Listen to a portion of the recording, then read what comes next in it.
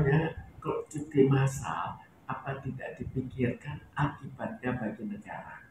Hanya kalau kita lihat di pihak lain, hakim kan eh, sudah stres, akhirnya dia cuti massal. Sekarang ini salah satu yang perlu dipikirkan oleh hakim. Hakim bisa stres. Bagaimana dengan masyarakat? Masyarakat terlalu banyak yang mengeluh bahwa adanya ketidakadilan. Jadi sangat mungkin bahwa mestinya masyarakat juga sangat stres. Coba kita lihat sekarang, bunuh diri, pembunuhan sudah begitu merajalela. Sampai seberapa uh, porsi dari para hakim untuk ikut membuat keadaan yang tidak baik seperti sekarang. Kita lihat sampai seberapa jauh porsi hakim untuk tidak mempersoalkan masalah ya atau kurang uh, masalah korupsi. Jadi sebetulnya kita sekarang balik hakim biar melakukan korupsi, memberikan putusan korupsi dengan adil. Uang itu sebagian untuk hakim, sebagian untuk masyarakat. Jadi kan semua oke-oke saja. Lalu kita lihat, ini kan perasaan hakim, seperti tadi perasaan hakim jelas stres. Tapi saya berikan contoh yang sama, contoh putusan hakim dalam hubungan dengan gaji. Gaji dikurangi stres. Ada lagi, seluruh gaji harus dikembalikan sejak puluhan tahun bekerja. Yang meminta itu seorang konglomerat, itu Bluebird yang minta. Akhirnya apa yang diputuskan hakim? Itu perkara 313. Jadi hakim mulai dari pengadilan sampai pengadilan tinggi sampai Mahkamah Agung semua memutuskan menyetujui bahwa seluruh gaji sejak bekerja 100% harus dikembalikan. Dan bukan hanya itu, jauh lebih besar daripada itu. Dan bukan hanya itu, anak turunan ahli waris sudah dipanggil untuk ikut menanggung. Jadi bisa dibayangkan apakah ini adil. Sekarang saya minta dari hakim juga ikut merasakan, ikut manusianya, ikut dipertimbangkan di bawah bahwa ini terlalu tidak adil untuk mereka karena dianggap kurang. Bagaimana kalau tidak pernah digaji dan gaji harus dibayar dan tidak boleh korupsi? Bagaimana? Apakah adil? Jadi kembali lagi bahwa prinsip kenaikan gaji oke saja, tapi harus diatasi bahwa keadilan akan berjalan. Keadilan berjalan bagaimana caranya? Kalau seperti dulu seringkali terjadi kenaikan gaji tidak diikuti oleh keadilan, tidak diikuti oleh kinerja yang baik. Sekarang kita perlu belajar bahwa kenaikan ini harus diikuti oleh kerja sebagaimana seharusnya. Jadi siapa yang salah itu tetap harus dipersoalkan. Seperti pada beberapa kasus kan sudah ada bahwa hakim bisa dipersoalkan kalau sudah keterlaluan. Itu yang diharapkan tanpa dibuat pengawasan dan diberikan sanksi, maka sepertinya tidak berjalan sebagaimana seharusnya.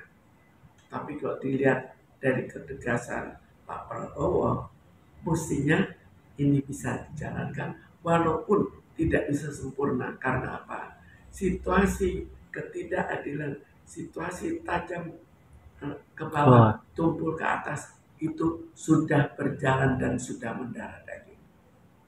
Artinya belum tepat lah Ibu ketika adanya hakim berbondong-bondong cuti massal dan minta kenaikan gaji. Jadi belum tepat atau seperti apa? Sebetulnya kalau hakim memperhatikan juga sedihnya masyarakat, kita main perasaan juga lah sebagai manusia. Kalau melihat sedihnya masyarakat, lalu lihat perbuatan hakim, putusan hakim, maka sebetulnya ya tidak perlu sampai separah itulah, sampai demo dan lain-lain. Artinya Ibu sebagai orang yang intelek akademisi mau memberikan opini setuju kah atau seperti itu? Saya anggap itu kita tidak ada jalan lain. Kenapa? Karena sekarang itu situasi masyarakat kita tahu sendiri. Sudah dalam keadaan demikian parah keuangannya. Terutama pada level-level bawah. Level bawah, level menengah. Pada level atas, ya mereka malah hura-hura karena mereka tiap kali dimenangkan. Jadi kalau sampai separah itu sebetulnya ya mereka juga toleransi saja karena sebelumnya kan sudah dikatakan akan naik. Kenapa kok didesak sampai demo? Artinya harus memikirkan juga sebagai hakim untuk memutuskan ke bawah ya Bu. Ketika ini peradilan kan orang berminta-minta untuk peradilan yang Minta untuk berpikir perasaan mereka jika gajinya mereka anggap kurang, perasaan masyarakat jika dibuat putusan yang tidak adil, di mana putusan itu menghabiskan harta mereka. Termasuk putusan yang persis sama, yaitu pasal gaji harus dikembalikan. Tapi kita bayangkan bahwa gaji adalah hak, tidak pernah terjadi. Tapi sekarang dengan situasi sekarang kok bisa sampai separah itu? Apa mereka tidak melihat, aduh parah banget, aduh kok kasihan, kok nggak ada rasa kasihan, kok nggak ada rasa kasihan pada masyarakat? Berapa yang harus digusur dari rumahnya? Itu kan semuanya perbuatan-perbuatan yang sangat menyedihkan masyarakat. artinya hakim harus melihat ya Bu, ketika ada kasus yang ibaratnya kerja dengan berpuluh-puluh tahun yang harusnya dia menerima gaji dan harus juga mengembalikan. Bagaimana itu keputusan? Ya itu saya rasa aneh. Masa dari pengadilan negeri, pengadilan tinggi, Mahkamah Agung semua memutuskan putusan pengadilan negeri itu yang benar dibenarkan. Kenaikan jabatan semua gaji, diberikan daftar semua gaji yang pernah dibayarkan.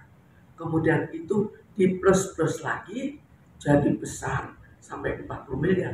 Ini kan puluhan tahun.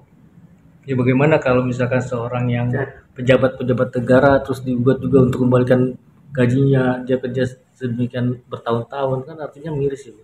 Itu sangat miris. Jadi kita kerja itu di kemudian hari ternyata kerja itu harus bayar, bukan dibayar.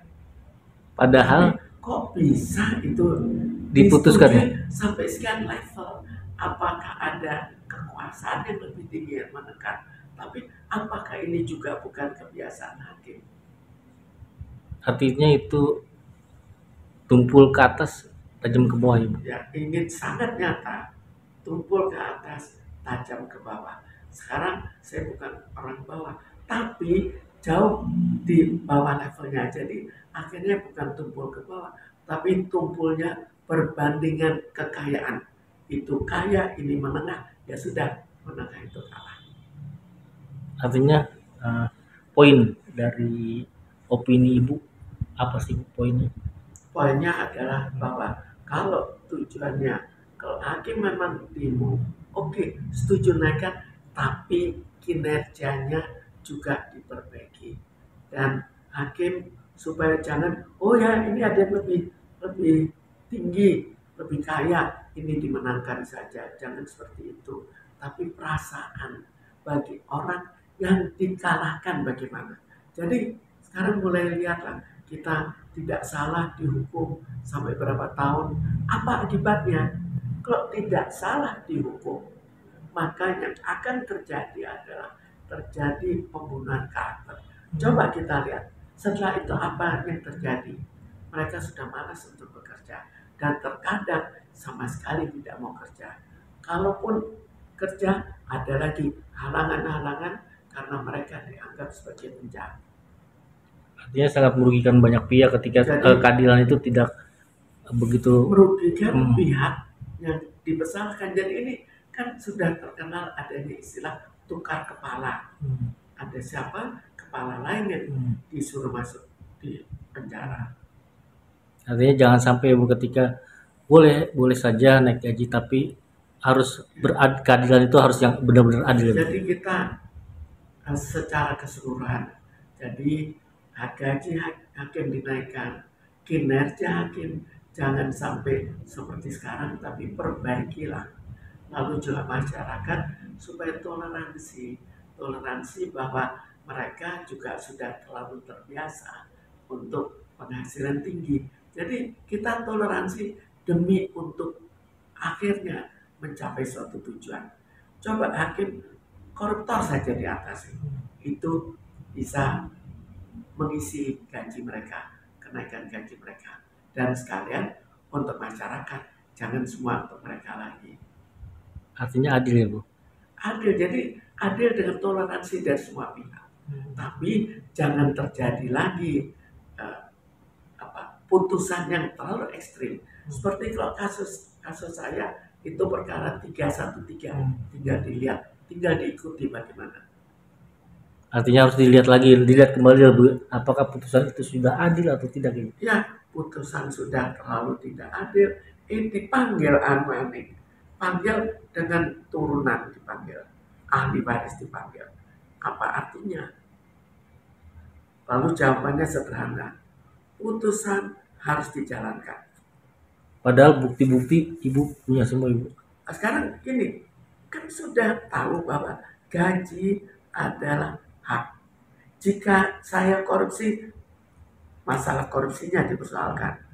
Jadi jangan mentang-mentang Bluebird ingin menyingkirkan semua pemegang saham tanpa uang. Karena semua sudah sekian banyak yang pendiri-pendiri disingkirkan. Saya kan belum tersingkir, mungkin ini upayanya. Jadi sekarang entah bagaimana mereka merayu hakimnya, tapi inilah faktanya. Artinya Ibu ingin ketika adanya pemberitaan ini hakim ingin naik gaji dan Ibu sendiri kan punya kasus, ibaratnya dilihat lagi apa yang sebenarnya case-nya, ketika untuk memutuskan itu harus dipikirkan dan untuk berkeadilan yang seadil-adilnya.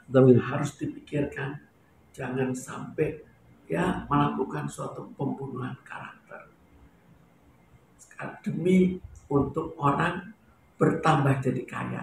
Ini kan orang yang menuntut saya kan bertambah kaya dengan cara meminta seluruh gaji saya dikembalikan. Tidak bisa dikembalikan, mau apa? Apakah seluruh harta saya diambil? Harta saya kecil dibandingkan harta mereka. Kenapa? Saham saya semuanya sudah pada diambil gampang, ambilnya panggil notaris tanpa pengetahuan saya, diganti sahamnya. Sudah, demikian mudahnya sekarang memainkan seseorang. Demikian mudahnya kita menjadi kaya raya jika kita tahu taktiknya dan tahu tata caranya dan tidak bermoral. Oke, siap. Makasih banyak.